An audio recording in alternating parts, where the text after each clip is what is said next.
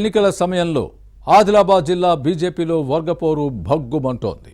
BRS నుంచి కాషాయ పార్టీలో చేరిన నగేష్కు సీట్ ఇవ్వడంపై కేడర్ ఆగ్రహం వ్యక్తం చేస్తోంది. టికెట్ ఆశించి భంగపడిన నేతలు పార్టీ కార్యక్రమాలకు డుమ్మా కొట్టడం బీజేపీ కేడర్ను కలవరపెడుతోంది. నాయకుల మధ్య సమన్వయ లోపం పార్లమెంట్ ఎన్నికల్లో ప్రభావం చూపనుందా? అసమ్మతి నేతల బుజ్జగింపుల పర్వం బెడిసికొడుతోందా? ముఖ్య నాయకుల్ని ఏకతాటిపైకి తీసుకువచ్చే ప్రయత్నం ఫలించలేదా? Was the story.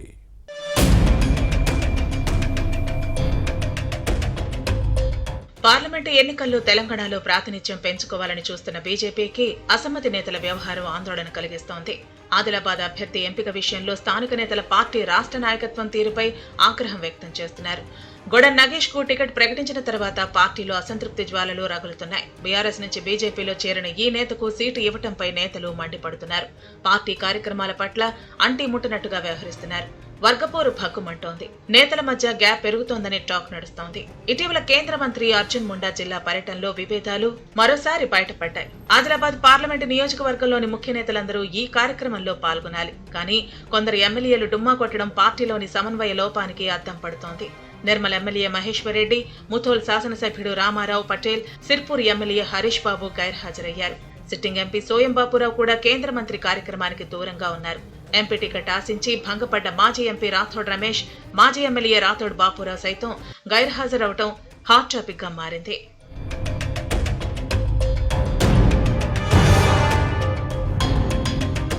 వాస్తవానికి బీఆర్ఎస్ నుంచి వచ్చిన నగేష్ కు టికెట్ ఇవ్వద్దని పార్టీలోని పలువురు సీనియర్లు, ఆశావహులు ఢిల్లీ వెళ్లి అగ్రనేతలను కలిసి విన్నవించారు. కానీ కారణాలు ఏవైనా అధిష్టానం నగేష్ వైపే మొగ్గు చూపింది.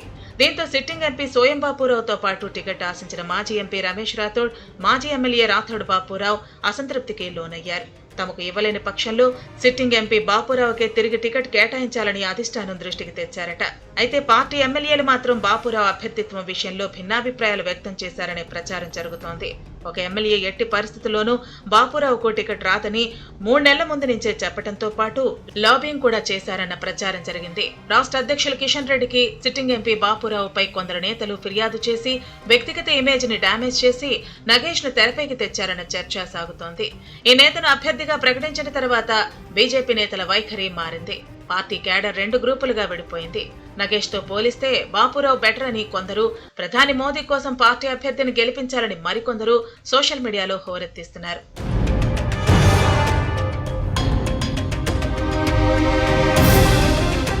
నిజానికి ఆదిలాబాద్ పార్లమెంటు స్థానం పరిధిలోని ఎమ్మెల్యేలందరి ఏకాభిప్రాయంతోనే పార్టీ అభ్యర్థి ఎంపిక జరిగిందని కమల నేతలు చెప్పుకొచ్చారు. కార్యకర్తలు కూడా ఒక దశలో అదే వాస్తవం కావచ్చని అనుకున్నారు. కానీ ఆ తర్వాత టికెట్ ఆశించిన ఆశావహుల్లో కొందరు పార్టీ నిర్ణయానికి కట్టుబడి అభ్యర్థి గెలుపు కోసం కృషి చేస్తామని చెప్పుకొచ్చారు.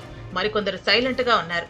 మరోవైపు చివరిదాకా టికెట్ ఆశించి భంగపడ్డ సిట్టింగ్ ఎంపీ సోయం బాపురావు అలకపోనడంతో పార్టీ రాష్ట్ర అధ్యక్షుడు కిషన్ రెడ్డి హైదరాబాద్ పిలిపించుకుని బుజ్జగించే ప్రయత్నం చేశారట. అధికారంలోకి వచ్చిన తర్వాత నామినేటెడ్ పదవి ఇప్పిస్తానని హామీ ఇచ్చారని ప్రచారం జరుగుతోంది.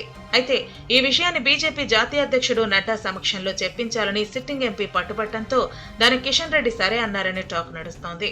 అదే జరిగితే తాను నగేష్ పక్షాన ప్రచారానికి వెళ్లే విషయాన్ని పరిశీలిస్తానని ఈ ఎంపీ స్పష్టం చేసినట్టు తెలుస్తోంది. అదే సమయంలో ఇతర అసంతృప్తి నేతలు ప్రత్యామ్నాయంపై దృష్టి పెట్టడం కలకలం రేపుతోంది.